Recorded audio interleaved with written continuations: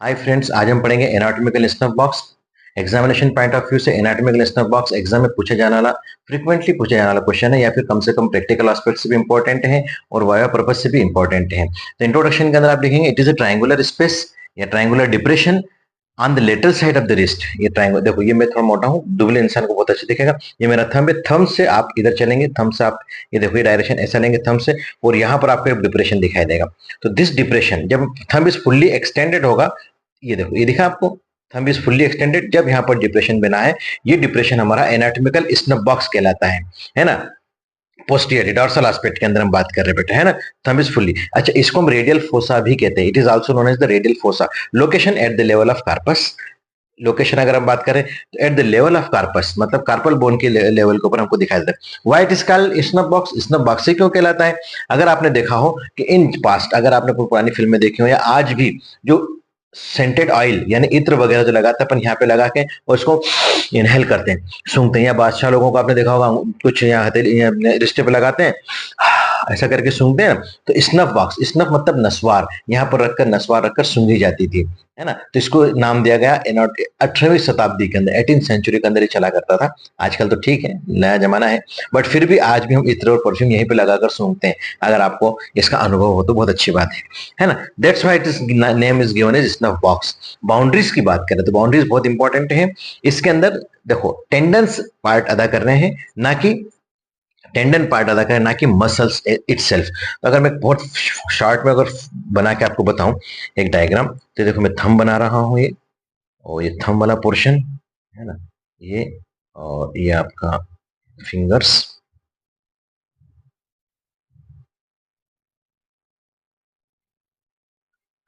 ये देखो, ये कलाई बना दी मैंने आपके, है ना, ये हाथ बना दिया, ये थंब वाला पोर्शन। हमको तो यहाँ की जरूरत है भाई। इसमें आप देखेंगे थंब के अंदर कि इसमें टेंडेंस पार्टिसिपेट कर रहे हैं, है ना। तो एक टेंडन आएगा आपका एक्सटेंसर पॉलिसिस लॉन्गस, एक आएगा एक्सटेंसर पॉलिसिस ब्रेविस, और एक आएगा एबडक्टर पॉलिसिस लॉन्गस। अंगूठे के लिए सारे के सारे पॉलिसिस वर्ड इस्तेमाल हो रहा है। तो extensor pollicis longus, extensor pollicis Brevis, और एबडक्टर, एबडक्टर, हाँ, ABD, abductor pollicis longus. Is it clear? यहाँ पर हमारा ये टेंडेंस इस्तेमाल हो रहे हैं। सो अल्नर बॉर्डर जो होती है, या मीडियल बॉर्डर की हम बात करें, ठीक है, ये इधर वाला, ये अल्नर बॉर्डर है ना, ये this one is ulnar, where is my pen, this one. तो ये है extensor pollicis longus. Ulnar border या medial border is form by the extensor pollicis longus, ठीक है। और लेटरल बॉर्डर या radial border is form by the extensor pollicis brevis and abductor pollicis longus. ये तीन टेंडेंस की बनाते हैं। अच्छा, ये इसका पोर्शन कौन सा हो जाएगा? बेस वाला पोर्शन या proximal. This one is a proximal, है ना। तो प्रोक्सिमल बॉर्डर जो कहलाएगी, या बेस जो इधर वाला बेस कहलाएगा, क्योंकि ट्राइंगल कैसा होता है, यू ट्राइंगल होता है ना। अगर इसके कॉन्ट्रास्ट में देखें हम, तो ट्राइंगल यूं जा रहा है, एक टेंडन यूं है, एक टेंडन, ये ट्राइंगल। तो ये जो पोर्शन बन रहा है, ये स्टाइलाइट प्रोसेस ऑफ रेडियस, यहाँ पर स्टाइलाइट प्रोसेस ऑफ रेडियस बनेगा।